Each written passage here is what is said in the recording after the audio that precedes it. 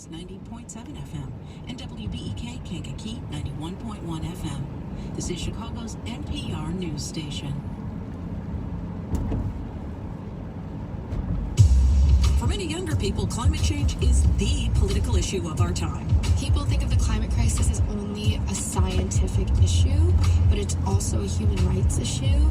We examine what the Trump administration has and hasn't done on environmental regulation. It's a great day for American workers and families, and today we're unleashing American energy and clearing the way for thousands and thousands of high-paying American energy jobs.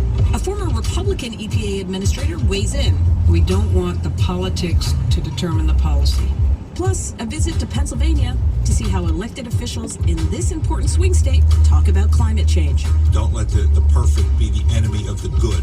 We want to move forward in a good way, but we also realize, I think most people realize, if we go too far to an extreme, we'll end up with nothing. It's Politics with Amy Walter on The Takeaway, right after these headlines. Live from NPR News in Washington, I'm Windsor Johnston.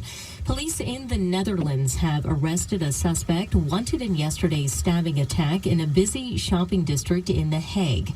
NPR's Rob Schmitz reports authorities say it's still too early to determine whether the incident was an act of terror. The incident happened Friday night in the Grootmarktstraat shopping area, which was filled with people looking for Black Friday deals. A man attacked several people on the street. The victims, all minors, were immediately taken to a local hospital and later released. The attack happened hours after a similar knife attack on the London Bridge that left 2 people killed and several injured. NPR's Rob Schmitz reporting.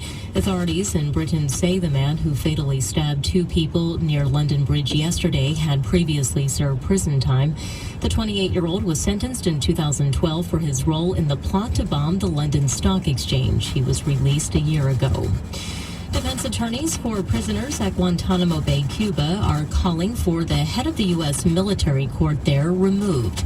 NPR's Sasha Pfeiffer reports that's the latest in a series of efforts to get the long-delayed 9/11 case to trial. The defense lawyers say Navy Rear Admiral Christian Reismeyer cannot be impartial because of his past involvement with Guantanamo prosecutors. That includes attending a dinner hosted by the chief prosecutor and participating in a Guantanamo-related moot court at the chief prosecutor's request. The judge in the 9/11 case has ruled Reismeyer must testify about whether that disqualifies him. James Connell represents prisoner Ammar al-Baluchi. It's clear that there is at least a serious question about his impartiality, and the testimony will help either confirm or deny that bias. Reismeyer maintains he can be impartial. He has already recused himself from 2 other Guantanamo cases because of potential conflicts. For NPR News, I'm Sasha Pfeiffer. Georgia Republicans are sparring over who the governor should pick for an open U.S. Senate seat. Susanna Capelouto from member station WABE reports this comes after news that Governor Brian Kemp does not intend to appoint the candidate recommended by President Trump. It's no secret that President Trump would like Representative Doug Collins to be Georgia's new U.S. Senator. Collins has been one of his staunchest supporters during the impeachment inquiry in the House. But Governor Brian Kemp is said to prefer Kelly Loeffler, a wealthy business executive, as the GOP here wants to bring suburban women back to the party.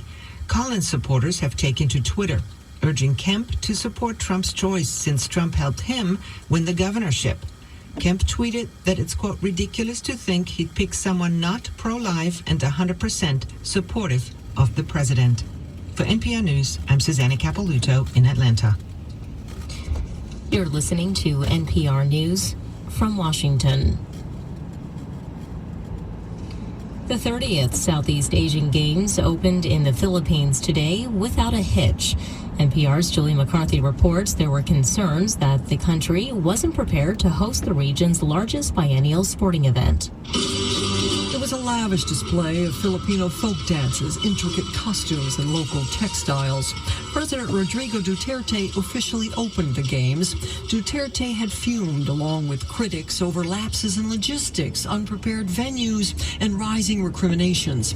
Lighting of the cauldron had been pre-recorded, but all of that was set aside as the parade of athletes brought the 55,000 spectators to their feet. Among 11 national teams, Indonesia, Singapore, Thailand, Thailand, Vietnam, and the Philippines are the leading contenders.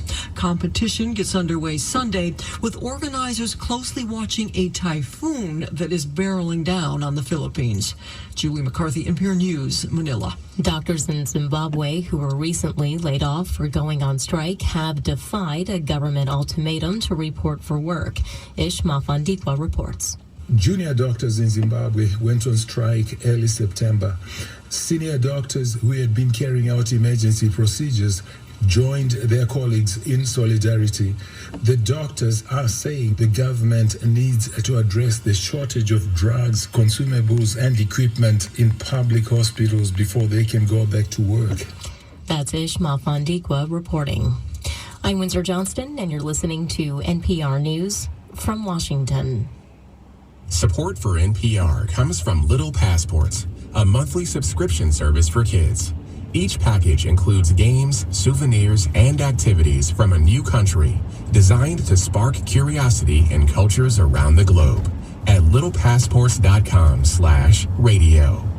Jimmy Kimmel is now a children's book author. The Serious Goose is for your kids and his youngest son and daughter. Sometimes you go, I'm a serious goose, and that would be it for the day, but I liked trying to change her from the serious to the silly goose. Also, it's time for lawmakers to wrap up their leftovers and head back to D.C. We look ahead to new impeachment hearings Sunday on Weekend Edition from NPR News. Sunday morning, beginning at 8 o'clock on WBEZ.